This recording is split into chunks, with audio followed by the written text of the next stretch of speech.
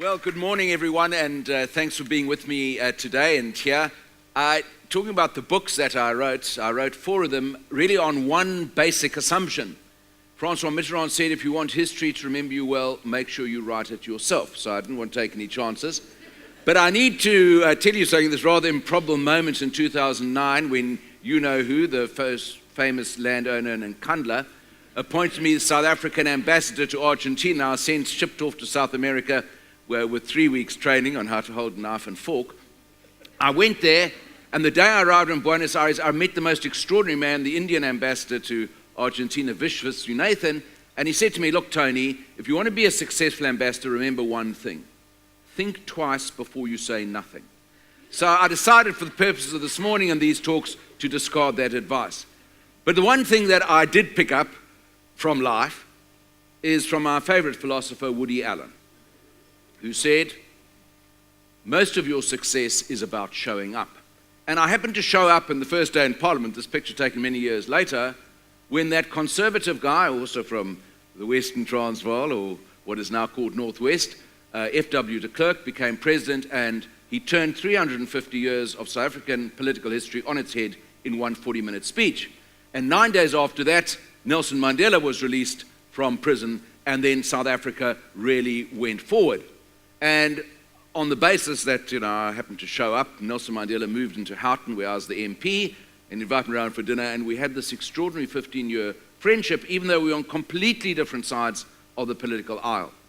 And the lesson I learned from that is encapsulated in a talk in a book I wrote called Opposite Mandela, is how actually you can make a very, very big difference if, in fact, you bring people together rather than drive them further apart.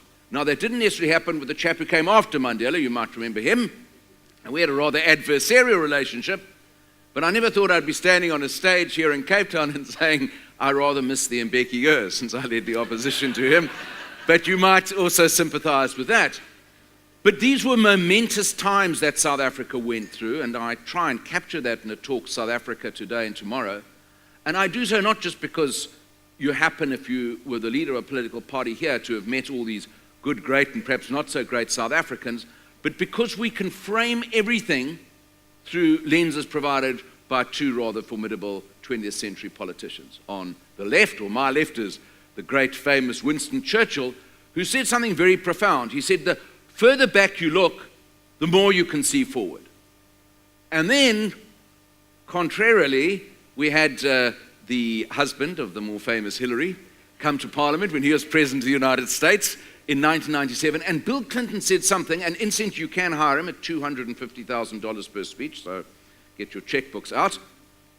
Bill Clinton said something that was quite extraordinary. Comes to Parliament 1997 and he says, look, he said, you must honor your past, but don't live in it. You've got to stay in the future business.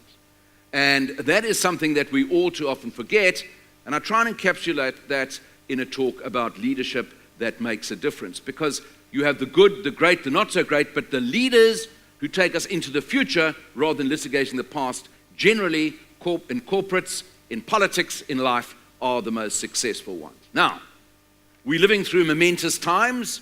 As V.I. Lenin said, for decades nothing happens, and then suddenly in weeks, decades happen.